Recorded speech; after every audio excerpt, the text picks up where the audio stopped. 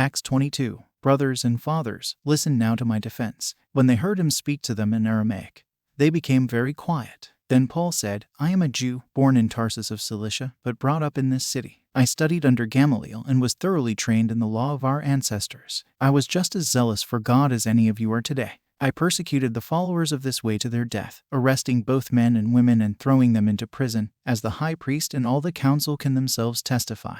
I even obtained letters from them to their associates in Damascus, and went there to bring these people as prisoners to Jerusalem to be punished. About noon, as I came near Damascus, suddenly a bright light from heaven flashed around me. I fell to the ground and heard a voice say to me, Saul, Saul, why do you persecute me? Who are you, Lord? I asked. I am Jesus of Nazareth, whom you are persecuting, he replied. My companions saw the light, but they did not understand the voice of him who was speaking to me. What shall I do, Lord? I asked. Get up, the Lord said, and go into Damascus. There you will be told all that you have been assigned to do. My companions led me by the hand into Damascus, because the brilliance of the light had blinded me. A man named Ananias came to see me. He was a devout observer of the law and highly respected by all the Jews living there. He stood beside me and said, Brother Saul, receive your sight. And at that very moment I was able to see him. Then he said, The God of our ancestors has chosen you to know his will and to see the righteous one and to hear words from his mouth.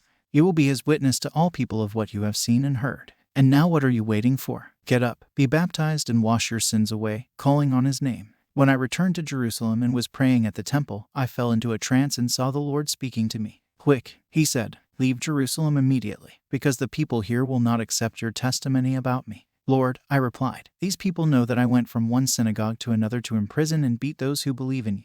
And when the blood of your martyr Stephen was shed, I stood there giving my approval and guarding the clothes of those who were killing him. Then the Lord said to me, Go, I will send you far away to the Gentiles. The crowd listened to Paul until he said this. Then they raised their voices and shouted, Rid the earth of him. He's not fit to live. As they were shouting and throwing off their cloaks and flinging dust into the air, the commander ordered that Paul be taken into the barracks. He directed that he be flogged and interrogated in order to find out why the people were shouting at him like this. As they stretched him out to flog him, Paul said to the centurion standing there, Is it legal for you to flog a Roman citizen who hasn't even been found guilty? When the centurion heard this, he went to the commander and reported it.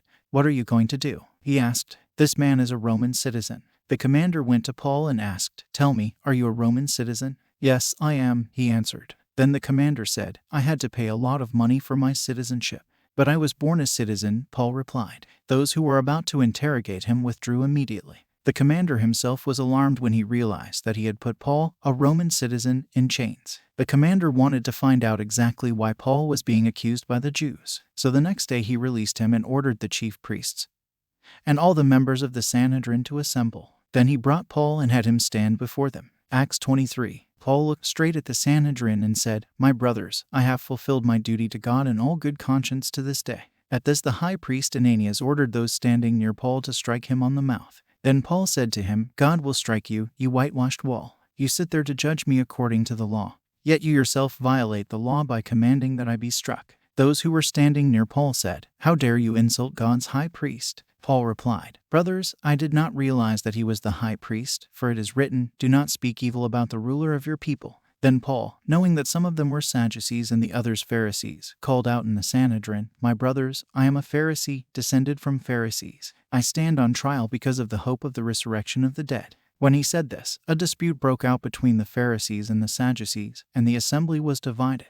There was a great uproar, and some of the teachers of the law who were Pharisees stood up and argued vigorously. We find nothing wrong with this man, they said. What if a spirit or an angel has spoken to him? The dispute became so violent that the commander was afraid Paul would be torn to pieces by them. He ordered the troops to go down and take him away from them by force and bring him into the barracks. The following night the Lord stood near Paul and said, Take courage. As you have testified about me in Jerusalem, so you must also testify in Rome. The next morning some Jews formed a conspiracy and bound themselves with an oath not to eat or drink until they had killed Paul. More than 40 men were involved in this plot. They went to the chief priests and the elders and said, We have taken a solemn oath not to eat anything until we have killed Paul. Now then, you and the Sanhedrin petitioned the commander to bring him before you on the pretext of wanting more accurate information about his case. We are ready to kill him before he gets here. But when the son of Paul's sister heard of this plot, he went into the barracks and told Paul. Then Paul called one of the centurions and said, Take this young man to the commander, he has something to tell him.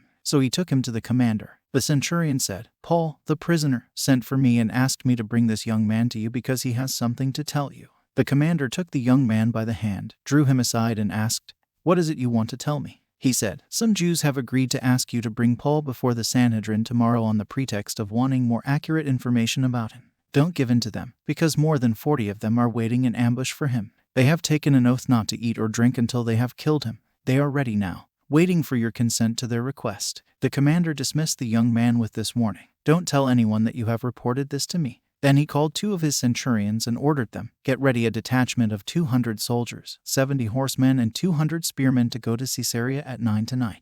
Provide horses for Paul so that he may be taken safely to Governor Felix. He wrote a letter as follows. Claudius Lysias, to His Excellency, Governor Felix, greetings. This man was seized by the Jews and they were about to kill him. But I came with my troops and rescued him, for I had learned that he is a Roman citizen. I wanted to know why they were accusing him, so I brought him to their Sanhedrin. I found that the accusation had to do with questions about their law, but there was no charge against him that deserved death or imprisonment.